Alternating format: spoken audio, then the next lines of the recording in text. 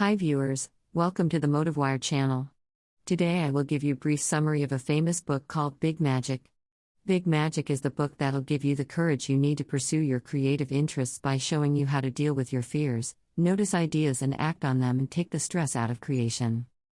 Elizabeth Gilbert is best known for publishing the international bestseller Eat, Pray, Love in 2006, which was turned into a movie with Julia Roberts in 2010. Eat, Pray, Love is Gilbert's memoir of the year she spent traveling the world after getting a divorce, where she focused on food in Italy, found her spirituality in India and ultimately fell in love again in Bali. The book spent almost 200 weeks on the New York Times bestseller list.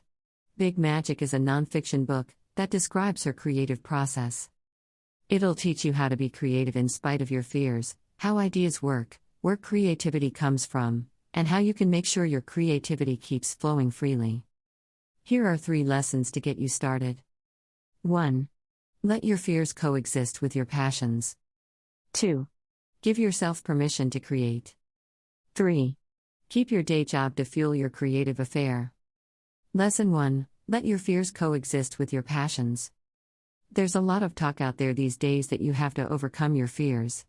As if somehow, you could do something, and that would magically make them go away forever. That's not the case.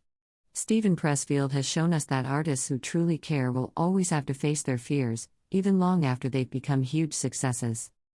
Elizabeth Gilbert agrees. She says instead of overcoming your fears, just get comfortable with them. Let your curiosity take the wheel and put your fears into the backseat. They're more than welcome to join the ride and give feedback, but you won't take any detours because of them, nor let them take the wheel. Your fears are supposed to stay around and remind you of the things that are important to you. Nothing more, nothing less. So, learn to let your fears and passions coexist, and it'll help you move on and write the next page, take the next stroke with your painting brush, or record the next karaoke video, no matter what anyone thinks, including you. Lesson 2. Give yourself permission to create, even if you start at 0. The thought I'm going to start a daily blog sounds great in your head, for about 12 seconds. Then the fears and doubts kick in. You'll run out of things to say after a week. You don't have the discipline to publish daily. You'll produce a ton of crap. Self-talk, where would we be without it? This little conversation is one I had in my own head before starting this very site. But I went ahead and gave myself permission to do it anyway. Sure, the first summaries on here aren't nearly as good as some of the newer ones, but being okay with producing something that's not as good is exactly what I needed to do before I was able to get here in the first place. You have a right to create. No matter where you're starting from. Whether you have always had a talent, or start at absolute 0. Tell yourself that. Say it out loud. I'm a writer. I'm a painter. I'm a singer. Announce to yourself and the world that you're here to chase your passion, regardless of rejections and reactions. Being authentic is much more important than being original, and the latter always follows the former eventually, so don't worry too much starting out and just get going. Lesson 3. Keep your day job to fuel your love affair with creativity. We all know that one hipster guy or girl from high school, who'd spent his or her entire time writing songs and playing the guitar and now plays the bi-weekly show at a local pub, but never got a real job.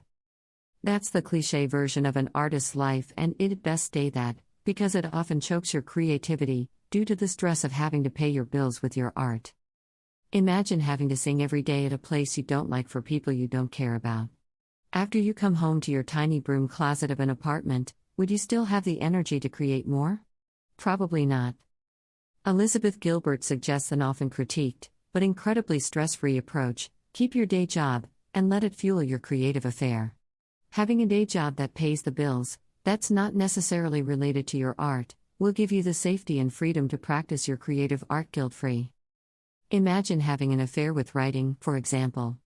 Every day after work, you could lock yourself up in your room and write away, free from worry about paying the bills or where to get the next client. Nobody can guarantee you that you'll be successful, and forcing yourself to create something that'll make you famous and wealthy fast will suck all the fun out of creating. Hope you enjoyed the quick summary.